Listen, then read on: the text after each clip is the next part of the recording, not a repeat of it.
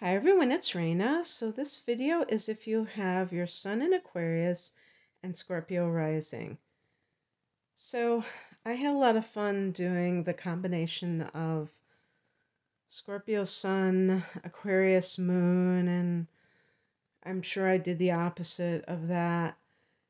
And doing this is going to be somewhat similar because just mixing up those two or dealing with those two signs in important positions is pretty hilarious when you think about it because they're so different. And this will give you that hot, blowing hot and cold kind of syndrome in your life. There might be a theme of that in one way or another, maybe in more than one aspect of your life.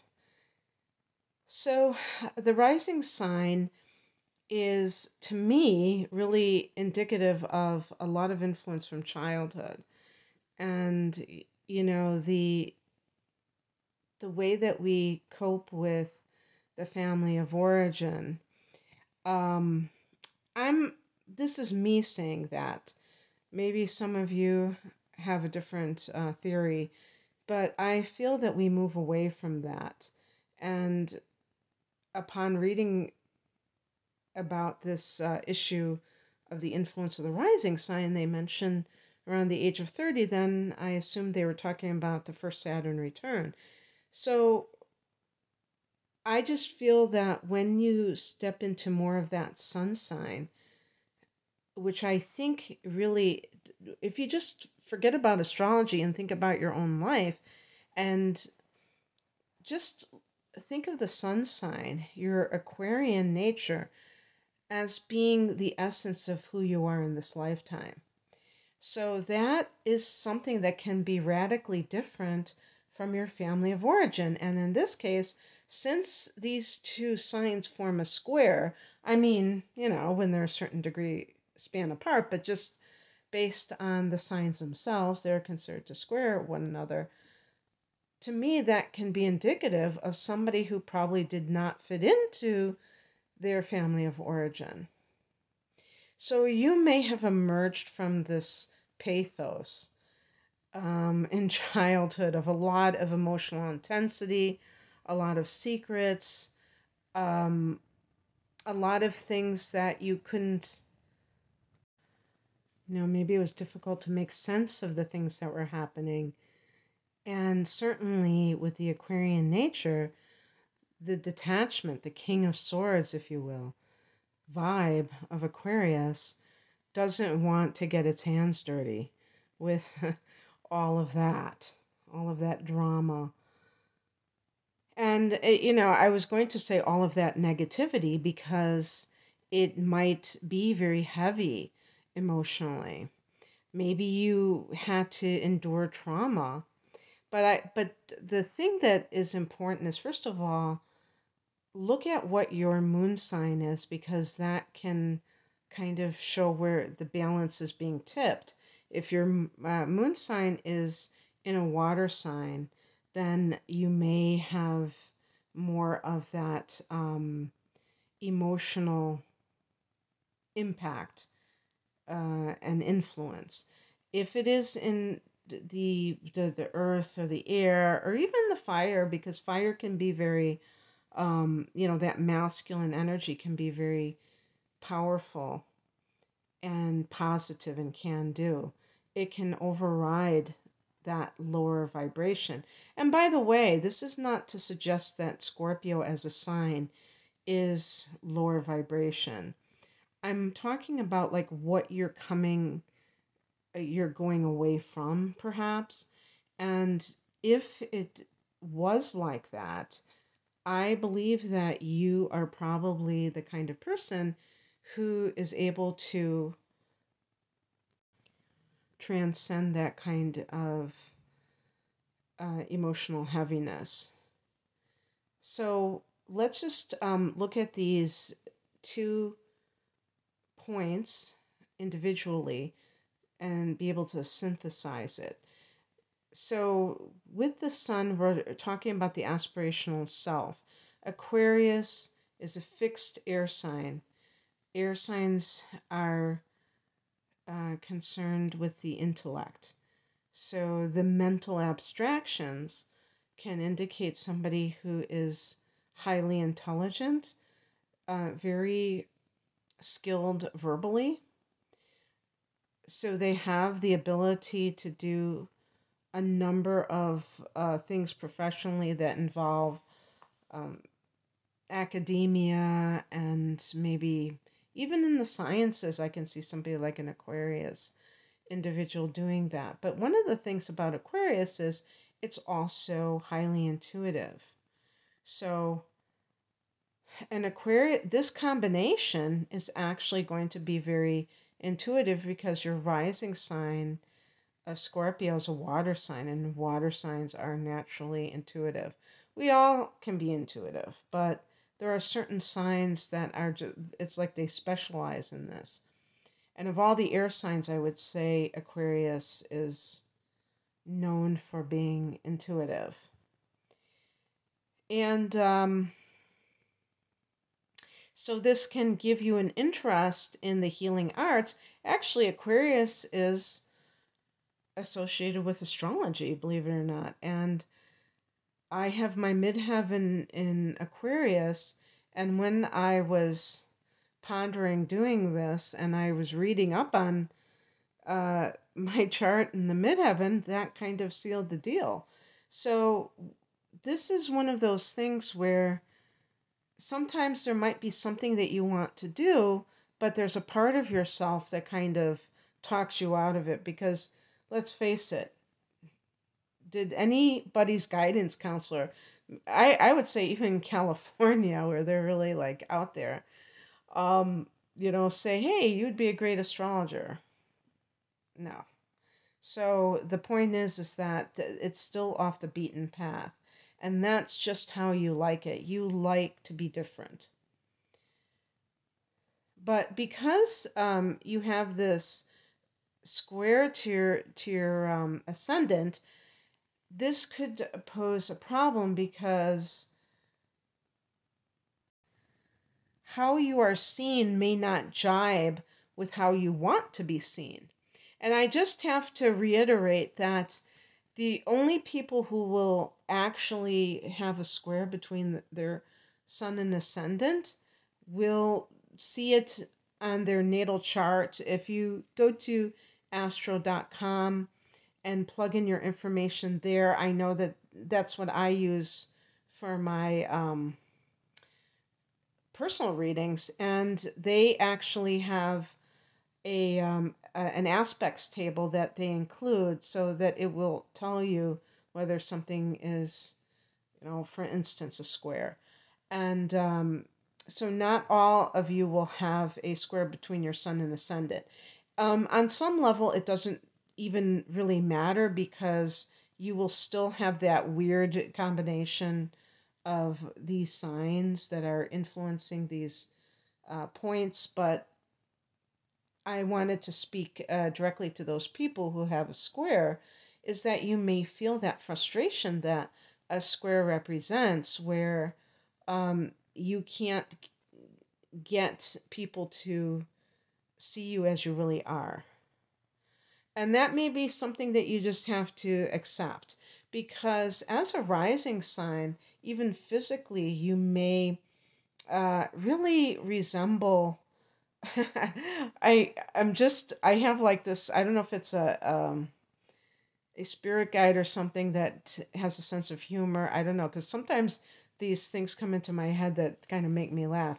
But I was going to say Morticia Adams, kind of you're rocking the Morticia Adams look. I don't know what the male equivalent of that is, but the kind of gothic or witchy, warlocky vibes. And there can be this intensity. They talk about the eyes that pierce into people's souls, and people get very uncomfortable with them. But Aquarius is one of those signs. I always think of Aquarius as the hippie. Now, obviously, not all Aquarians, uh, aspire to be like a, a reject from a Grateful Dead concert, but the point is that it's kind of like that bohemian vibe, and it's really what it symbolizes is freedom and nonconformity. And so it's not that Scorpio to me is a traditional sign, but I do feel that the earth and water signs tend to be more conservative and traditional, and the fire and air signs more progressive, meaning that they embrace the future rather than live in the past, or are stuck in the past. And that's just my way of looking at it, and it doesn't always work out that way. But that may be something where you feel that you're attracting people, like even romantically, you may attract water signs. They may see you as emo, and you're like, but I'm not. I'm actually like, I can't stand intense emotions. But this is the thing. You are going to be that rising sign to some degree, especially if you're on the younger side.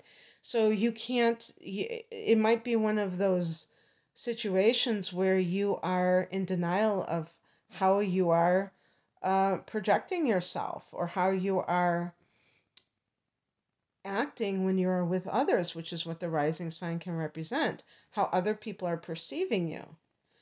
And whenever there's this can create like a bit of a hurdle in terms of your love of socializing and your ability to do it effectively, because Scorpio is naturally, I would say, suspicious, and has trust issues, therefore.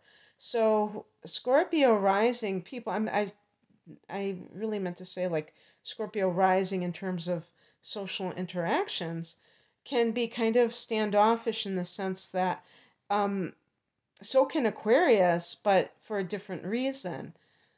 Scorpio rising may be like, I don't know if I can trust these people. I don't really know these people.